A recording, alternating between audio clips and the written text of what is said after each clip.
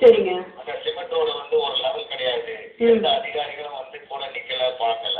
சரிங்க. கவுன்சிலரும் அந்த பக்கமே வரல. அதனால அவங்க போட்டதா கணக்கு, இவங்க கொடுத்ததா ரூபாய்ங்கிற மாதிரி ஆயிப்போச்சு அது. சரிங்க. அந்த சாலை எப்போ போடப்பட்டதுன்னு தெரியுங்களா? இப்போ ஒரு 2 years ஆகுது சார். 2 yearsலயே இந்த மாதிரி பிரச்சனை ஆயிடுச்சு. ஆமா, அது போடும்போதே இருந்த பிரச்சனை. போடும்போதே பிரச்சனை இருந்தது. போடும்போதே மேட் பண்ணோம், எக்கச்சக்கமான மேட் பண்ணோம். சரிங்க சரிங்க. வீட்டு பக்கத்துல எல்லாம் ஒரு எல் கட்டிங் மாதிரி, அதாவது நேரம்.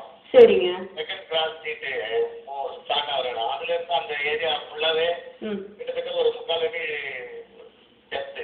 சரிங்க. முன்னாடி இருக்கிறவங்க அந்த தண்ணியை ஊற்றி விட்டாலும் ஒரு 10 வருஷம் தண்ணி ஊற்றினாலும் இங்க வந்து நின்றுடும். ஓ சரி சரி. கையில இருக்கிறவங்க ஊற்றினாலும் இந்த கையில வந்து கரெக்டா அந்த கார்னருக்கு வந்து தேங்கி நின்றுடும். ஆமா. அதுல இருந்து சுகாதார பிரச்சனையும் ஆரம்பிச்சிடுது. நாங்க வந்து லாஸ்ட் இயர் வந்து ட்ரைனேஜ் வசதிக்காக போய் பேசணும். சரிங்க. அப்பவே அனுப்பு. சரிங்க. ட்ரைனேஜ் 1 year முன்னாடி அனுப்பி மேடம். நேரா போயிட்டு பார்த்தோம், பேசணும். அதிகாரிகள் வந்து ஸ்டெப் எடுக்கிறேன், பண்றேன்னாங்க.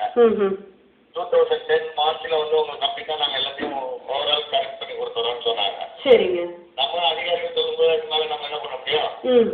அதனால சரி சார்ட்டு நாங்களும் டைம் கொடுத்தோம். அந்த மழை பிரச்சனை முடிஞ்ச உடனே வெயில் காலம் வந்தது. அதில் வந்து கொஞ்சம் தண்ணி போயிட்டு வந்துட்டு இருந்தது. சரிங்க. உங்க பிரச்சனைக்கு அடைப்பு. ஓகேங்க. உங்க பிரச்சனை நல்ல விதமா புரிஞ்சுதுங்க. உங்க பிரச்சனை எங்கள்கிட்ட சொல்லியிருக்கீங்க. எந்த அளவுக்கு சீக்கிரமா தீர்வு கிடைக்கும் அப்படிங்கறது என் நம்பிக்கை உங்களுக்கும் எங்களுக்கும் உண்டு. பார்க்கலாம். நன்றி. இந்த அழைப்பை தொடர்ந்து நமது கேப்டன் டிவியின் செய்தி வாகனம் சென்னை கொளத்தூர் பகுதிக்கு விரைந்தது. சென்னை கொளத்தூர் பகுதியில் ஏராளமான ஏழை மற்றும் நடுத்தர மக்கள் வசித்து வருகின்றனர். இங்குள்ள பெரும்பாலான சாலைகள் எளிதில் சேதமடையக்கூடியவை.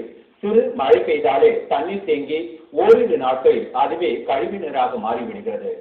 கொசுக்களை உற்பத்தி செய்யும் தொழிற்சாலைகளாகவே மாறிவிட்ட இப்பகுதிதான் இங்குள்ள மக்கள் வாழ்விடம். நாள் முழுவதும் வீசும் துர்நாற்றத்தின் நடுவே வசிக்க வேண்டிய நிலைக்கு தள்ளப்பட்டுள்ளனர் இப்பகுதி மக்கள்.